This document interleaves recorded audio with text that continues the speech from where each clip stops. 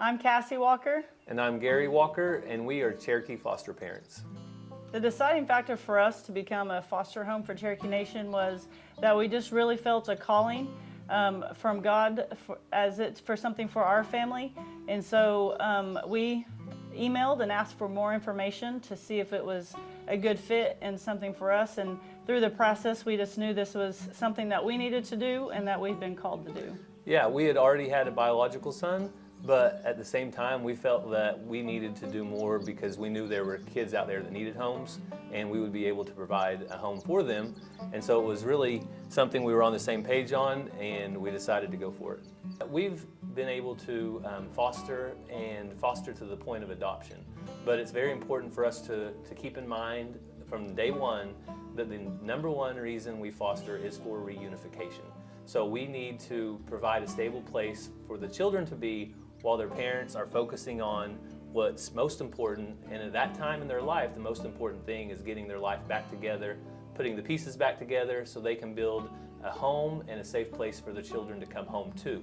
And I think it's the toughest part, because while you want to love that child like you're going to have them in your life forever, you also have to love them enough to be able to let them go back to their family if the time's appropriate.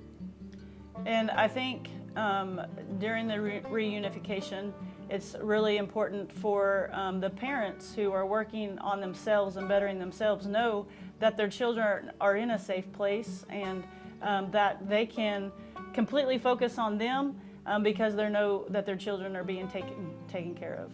I feel like our tribe does not exist without our children. And so the children of our tribe are the future of our tribe. Keeping our children that are in foster care in Cherokee homes is probably the most important thing for our tribe's future.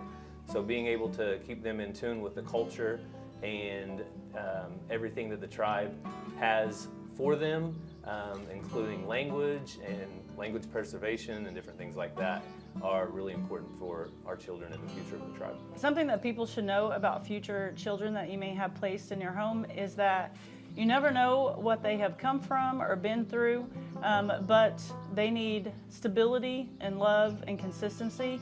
And most of the time, that's just what they're truly looking for. A lot of times we try to think of that perfect thing to say when we see them, or what's going to be the defining moment, but really just them feeling the love and the consistency is what really makes a big impact in their life. So just knowing that you never know what they may come from, but with your love you could set their future for them.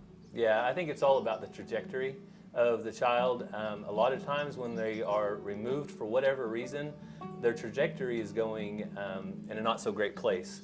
But being able to get in a home where they have stability and they know where their next meal is going to come from, they know that they're going to wake up in a safe place tomorrow, they're able to thrive. They can go as far as the potential is there for. So I think they just need that stability is the main thing. With one of our placements, I was kind of worried or stressed of what the first impression would be, and so I had the perfect thing. And when they pulled up with the worker and the door open, before I could even get it all out, they saw our house and toys and animals and different things, and they just hit the road running and never looked back, and it was like they were just right at home. Advice that I would give to future Cherokee Nation foster parents is, if you're thinking about it, to just do it. God doesn't call everyone to foster, but He calls everyone to do something. And so our philosophy has always been, when our friends ask us about it and things, we tell them that if God's calling you, then it's something that you really need to do. And you're not going to be perfect. You're not going to always do and say the right things. But that's not what these children are looking for. They're just looking for love and consistency. So my encouragement and my words of wisdom, I guess, would just be to take that next step. Get information and just go do it, because you'll never know if you don't take that first step. So my advice for anybody considering a foster parent for Cherokee Nation is to go for it. Don't hesitate, because the children need you first of all, But what you don't realize is the blessing that you're about ready to receive by having children in your home that are in need of a stable place. They don't need anything outstanding. They need an extra seat at the table, and if you have a bed right now, turn it into a bunk bed. All they need is a place in your home, and it's really not that complicated. Just reaching out, getting the information from the tribe. They're there to guide you, to help you along the way, and your whole family will become blessed. So not only have I been blessed and my wife, but our kids have just jumped right in, and they love every moment of whenever a placement for our foster home is on the way. They have the excitement, they're ready to meet them, they want to help take care of them. They're just all in. And so I think your family would be the same way if you take that first step. So our journey, and everybody's journey is a little bit different, but our journey was fostering for 2 years on our very first placement.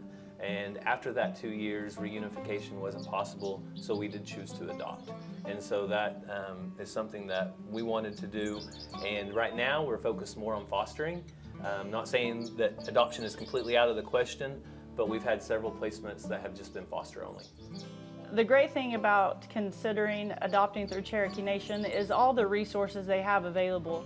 Whether you need to take some extra classes or if there's an area that you just don't feel very confident in, Cherokee Nation has lots of resources and lots of things out there. They're constantly calling and asking if we need anything, if there's any way we can help. We've had placements in the past where we just had lots of questions. We weren't sure if we were doing it right, and they were always able to point us in the right direction. If we needed clothes or we needed an extra bed or mattress or whatever it was that we needed, car seats, the resources out there are just so abundant, and it's just such a blessing when you choose to become a placement home for Cherokee Nation, just all the help and resources that are available.